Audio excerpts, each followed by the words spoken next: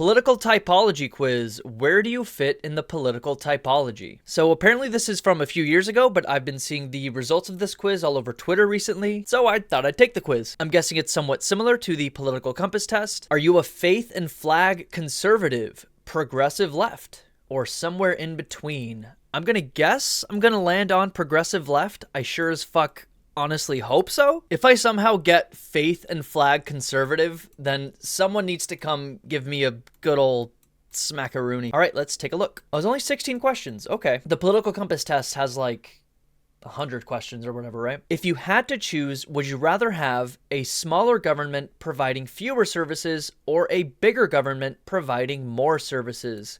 Easy answer, bigger government providing more services. That is exactly what the government is there to do, in my opinion. Give services to the people who need it as a stopgap to the horrific late-stage capitalism that we're currently living under. So yes, bigger government is better. Okay, so they're gonna expand on some of these questions? When you say you favor a bigger government providing more services, do you think it would be better to... So real quick, what if I click this? Does it...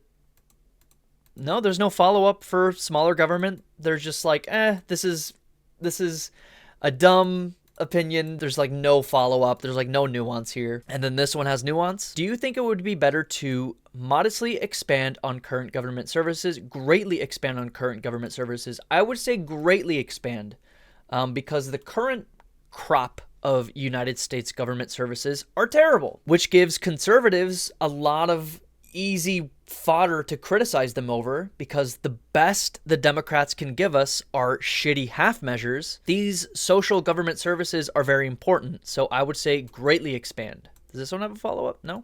Okay. Which of the following statements comes closest to your view?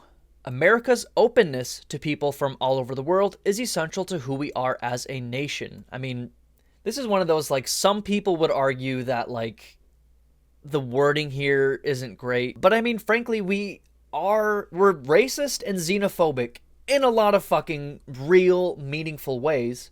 But, you know, we do accept a lot of immigrants. This is also from Pew.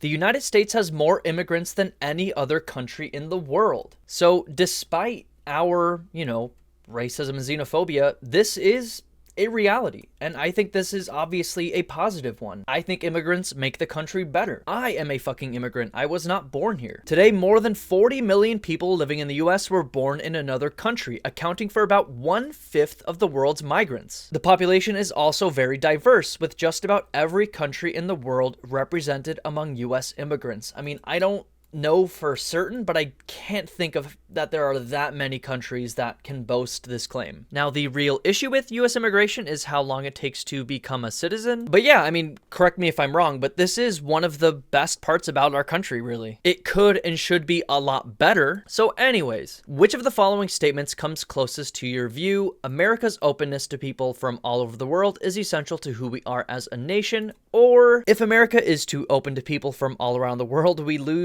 risk losing our identity as a nation. Damn. No, that's bullshit. I mean, one, your identity can change a little bit, and that's okay. Two, it won't change. They'll just come here and become Americans. Their children will become Americans. You are looking at proof of that right now. My parents spent their lives in another country. I came here when I was 2. I'm more American than I am anything else. My kids are going to be 100% American. So no, this is 100% bullshit. It's not real. It won't happen. Very clear and obvious answer to me. In general, would you say experts who study a subject for many years are usually better at making good policy decisions about that subject than other people?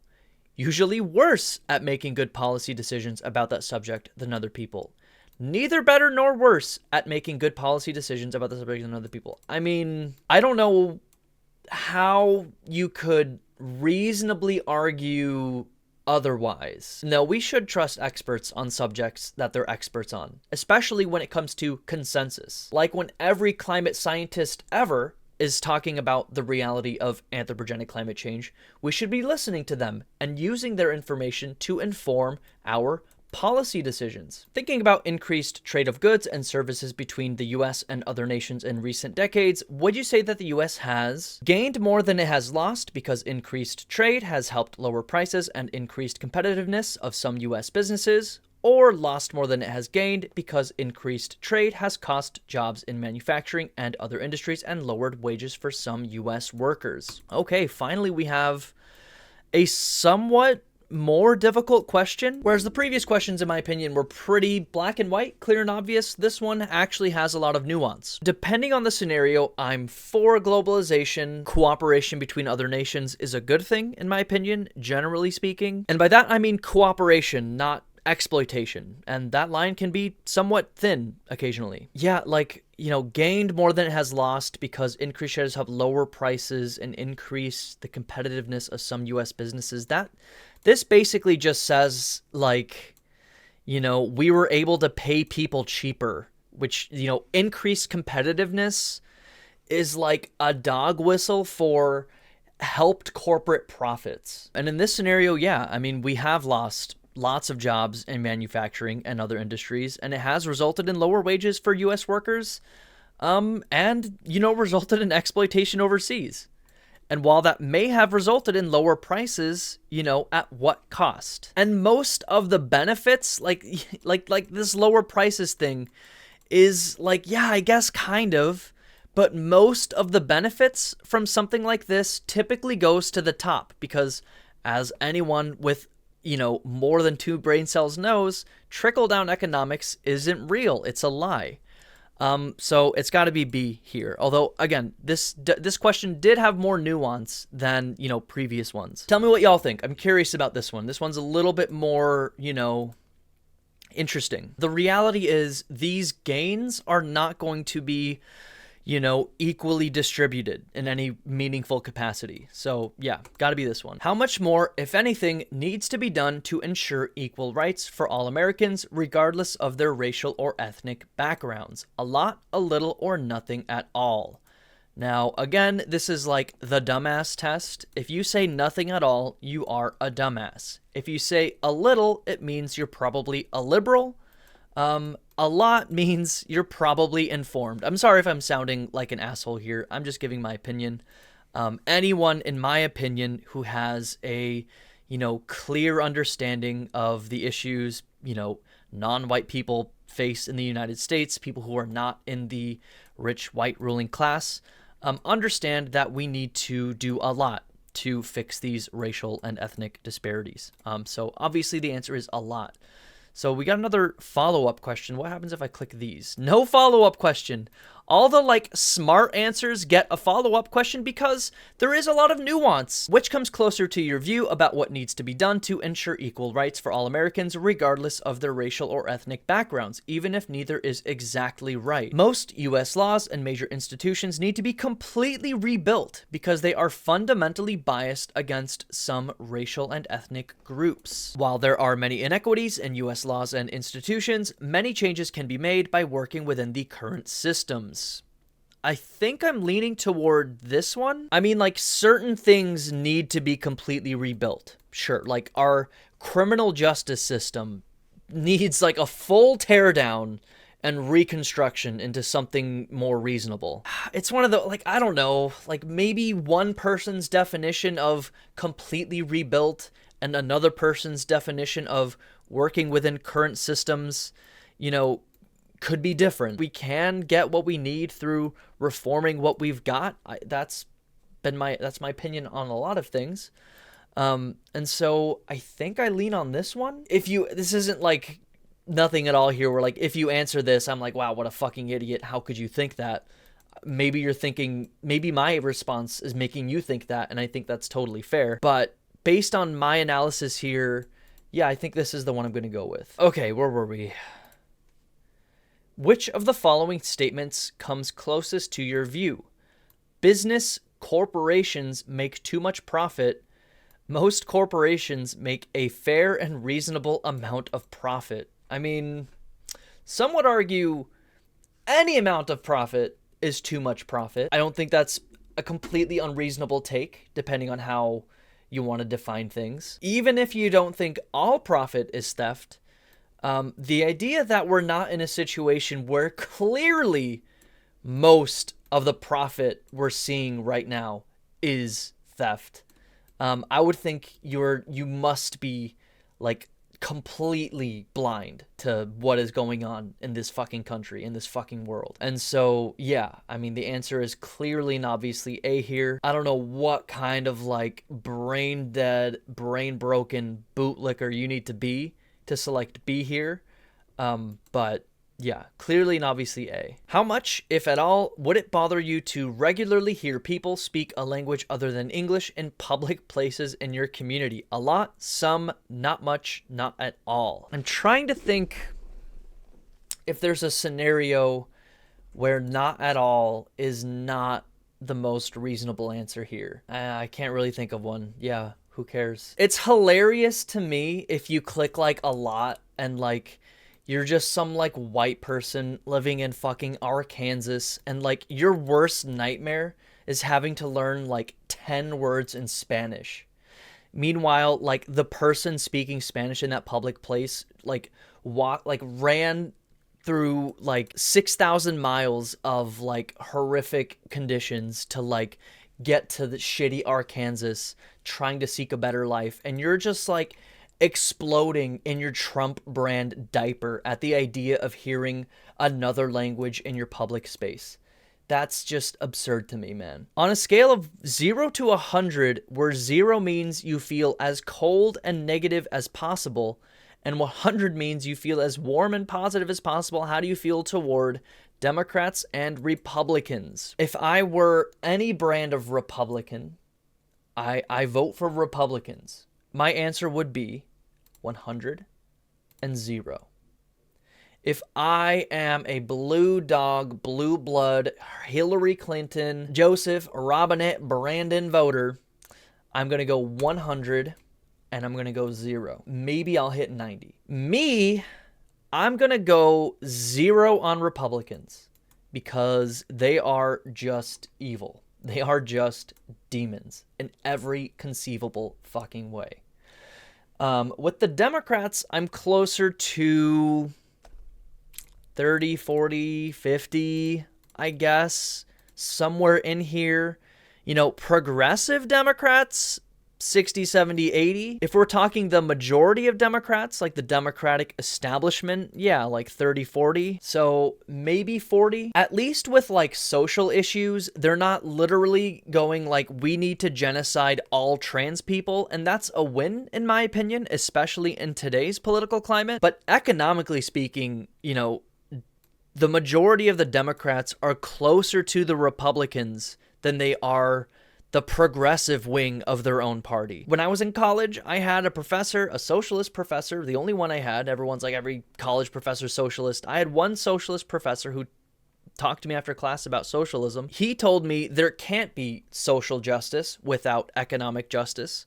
And I do believe that. I believed it then when he told it to me. I believe it now. And so, you know, as much as the Democrats' posture when it comes to social progress, or, you know, and, you know, by like not actively, literally saying they want to genocide all LGBT people, for example, they are, you know, functionally about as bad as the Republicans on economic issues. And pretty fucking bad on certain social issues too. Like, Democrats aren't fixing our broken criminal justice system. And like economics, like Democrats aren't giving us healthcare. Democrats aren't giving us free college. So yeah, like 30, 40.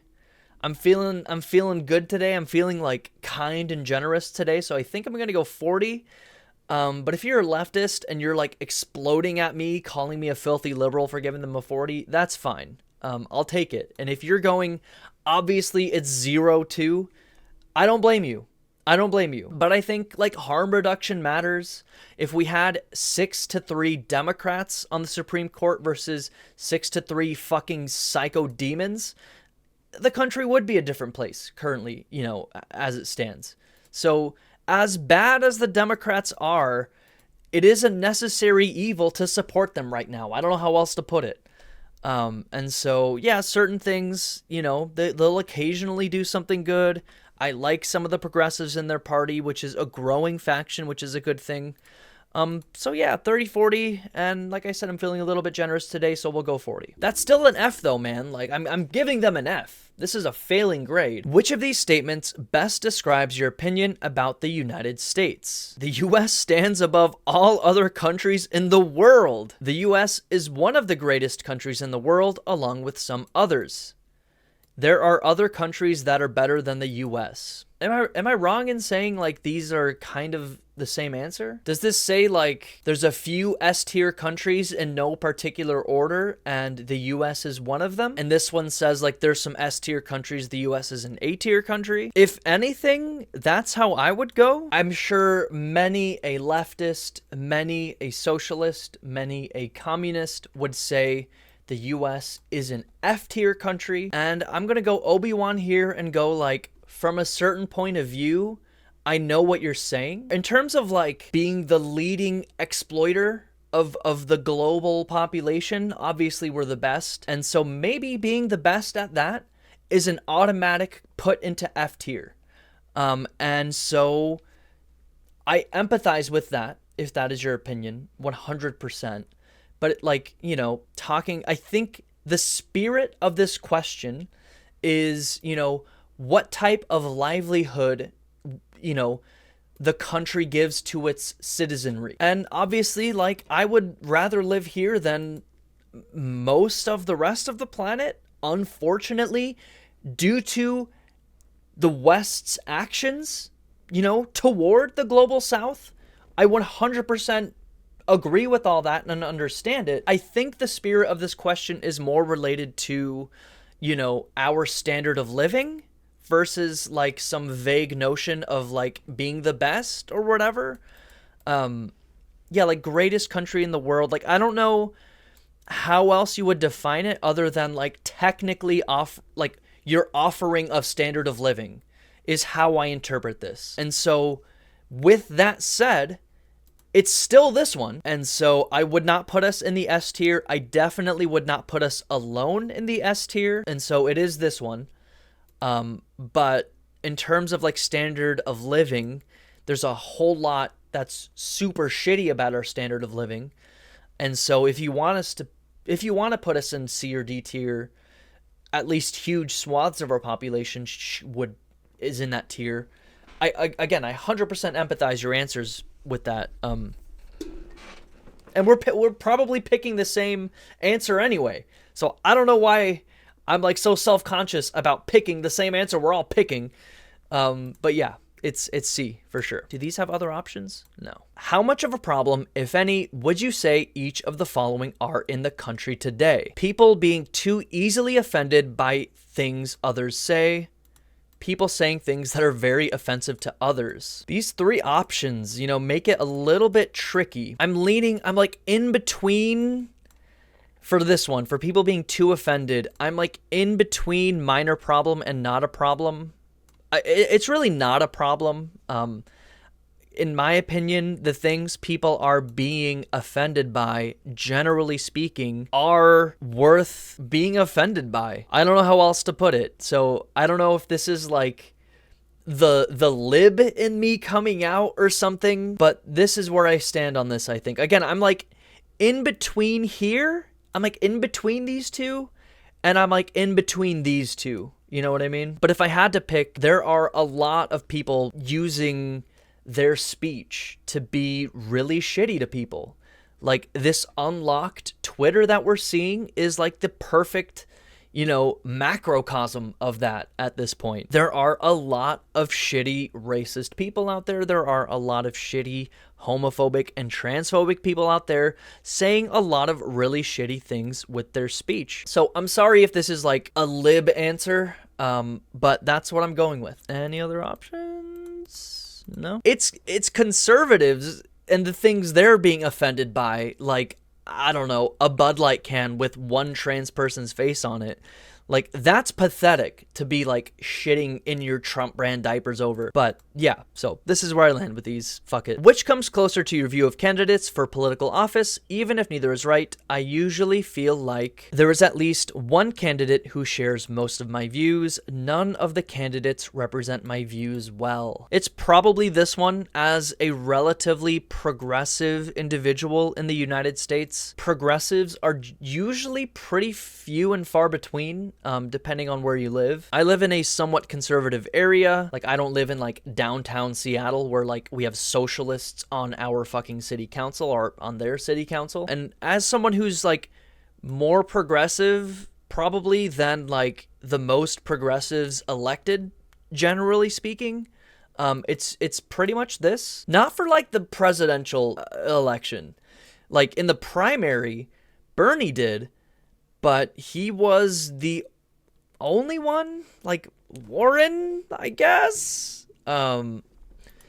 So generally speaking, I think I'm going to go with this one. But occasionally there are candidates who share most of my views, but they're few and far between. So it's got to be B. In general, how much do white people benefit from advantages in society that black people do not have? Again, this is like, if your answer is not at all or not too much, you need to immediately schedule an ice pick lobotomy. I'll let you pass with a B, my beautiful, adorable liberals. Any other follow-ups? No. Do you think greater social acceptance of people who are transgender, people who identify as a gender that is different from the sex they were assigned at birth, is very good for society, somewhat good for society, neither bad nor good, somewhat bad, or very bad?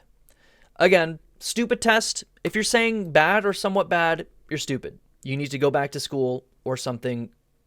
Go meet a trans person, one trans person ever. Please, for the love of fucking God, listen to their lives, listen to their story, see them as a fucking human being. I am fucking begging you. Now, these, it's like, is it good for society? Like, it's just called being a normal person. I don't know. Like, it's like, this question could be like, is accepting people who, you know, breathe oxygen good for society? It's like, I guess so. Like, it's just a normal thing to breathe oxygen. It's just a normal thing to be transgender. But I think that's probably not the spirit of the question. If, like, the meta here is, like, how accepting of trans people should we be? The answer is 100% accepting. Transgender people are just normal people who deserve, you know, normal rights as anyone else of their gender. And so, yeah, it's very good for society, but for this one, I'm like, they're just normal people. Like, as much as accepting any other normal person is good for society. I think I kind of worded that poorly. But yeah, you should probably pick this one if you're a good person, frankly. I don't know who's picking this one. Either match my, like, weird one where I'm like, they're just normal people. It's like, whatever. Or, like, the one I think they want you to pick. Like, yeah, we should just accept trans people. They're good, normal people that we don't need to, like, worry about. Like, I guess with this one, it's like, you know, accepting trans people, like, doesn't benefit society. Like, it doesn't, like, give us healthcare or, like, higher wages. You know what I mean? Like, it's just, like, called being a normal person. I guess that's my view on this. Please don't jump down my throats, trans people or whatever. If I'm being silly or wrong, I accept that. But no, 100%, it's a good thing for society to accept trans people as humans. So yeah, easy answer to me. Any other follow-ups? No? Okay. Overall, would you say people who are convicted of crimes in this country serve too much time in prison, too little time in prison, or about the right amount of time in prison? So this one could be taken with a little bit more nuance than some of the other ones, I guess. For me, honestly, it's like less about how much time you're spending in prison than it is the conditions of the prison itself. In my opinion, prison should be school. It should be a place to learn and rehabilitate. It should not be a place to be mistreated and, like, punished. Your only punishment should be being forced to go to school because we failed you, previously in your life that led you to, needing to go to prison or whatever. It's hard to say that they're spending too much or too little time specifically relative to their crimes, I guess. The other aspect here is how horrific our prison system is. If I were on a jury, and I think I was called to jury duty once, and I gave them this response, and I'm sure it's why they did not select me to go on jury duty, I don't think morally, ethically, I can give any criminal of any kind to our prison system. Our prison system is so horrific, so fucked up, dehumanizing, and shitty, that no one should be forced to go through those sorts of conditions, in my opinion. So yes, in my opinion, in these horrific prison conditions, we are spending too much time in prison. It's not benefiting to them. It's not really benefiting to society either. So technically, like I said, there's nuance in how you might think of this one. All things considered, I would say this is the correct answer. No matter how you choose to frame this question, this is probably the answer you should be picking. If you're picking like too little time in prison, you're like a sociopath who needs to go in that prison in better conditions. But yeah, no, it's definitely this one. No matter how you look at it, there's probably a few ways you can take this question. But the answer is this, clearly. Which of the following statements comes closest to your view? Religion should be kept separate from government policies. Government policies should support religious values and beliefs. I mean, I don't even want to give this question the fucking time of day. Obviously, we need to base our government on Judeo-Christian values. Any other response to this is absolutely fucking absurd, and you need to... Nah. Yeah. Separation of church and state, 100%. You're stupid if you think otherwise. In the future, do you think U.S. policies should try to keep it so America is the only military superpower? It would be acceptable if another country became as militarily powerful as the U.S. I think you'd have to be, like, severely Ameribrained to pick this one. This idea, also is part of like promoting American exceptionalism, which is like not something I agree with. This being the case has probably done more harm to the world so far post World War II than it has done good. The US flexing its like military dad dick only results in like instability in almost every region on Earth, human rights abuses, a lack of self-determination for these various countries that we're like constantly fucking with. Shared responsibility could result in like less conflict and more international diplomacy, and it could mean that we would spend more of our horrific military budget solving issues that we have at home. I would say it has to be B, pretty clearly and obviously. All right, I think that's it. Any other extra ones? No? All right, submit. Your best fit is progressive left, along with 6% of the public. Yeah, 6% of the population, man. Like, that is sad. Progressive left, the only majority white, non-Hispanic, Democratic-aligned political typology group, have very liberal views on virtually every issue and support far-reaching changes to address racial injustice and expand the social safety net, of course. They are among the smallest typology groups. I think we're literally the smallest, but also one of the most politically engaged. They feel less warmly toward the Democratic Party than establishment liberals or Democratic mainstays, of course. But those who voted in the 2020 general election were nearly unanimous in their support for Joseph Robinette Brandon. And yes, I was one of those people. I supported Joe Brandon. I voted for Joe Brandon, and I will tell you to vote for him again in 2024 against like any Republican they're running. I don't care if it's his literal corpse and Nancy Pelosi is like holding his arm, rubber stamping their fucking Democratic policy or whatever. I don't give a shit. That is not a reflection of how much I love Joe Biden. That is a reflection of how shitty our country otherwise is. They are the only group in which a majority say they like political leaders who identify as democratic socialists. Sure. Progressive left are 6% of the public, 7% of registered voters, 8% of 2020 voters. Hey, that's pretty fucking good. Yeah, highly politically engaged. We're 6% of the public, but almost 1/10 of voters. That's pretty good. Deeply concerned about racial justice. Sure. Support strong action to address climate change? Sure. Again, this is like the stupid test. Okay, here we go. How you compare. The results shown below are based on a survey of 10,000 adults conducted in July 2021. Blue is share of progressive left saying the same as you. Brown or gray is share of general population saying same as you. Okay, so on government, I answered I would rather have a bigger government and greatly expand on current government services. So 63% of progressives said that. I'm surprised it's so low. 21% of the general population said that.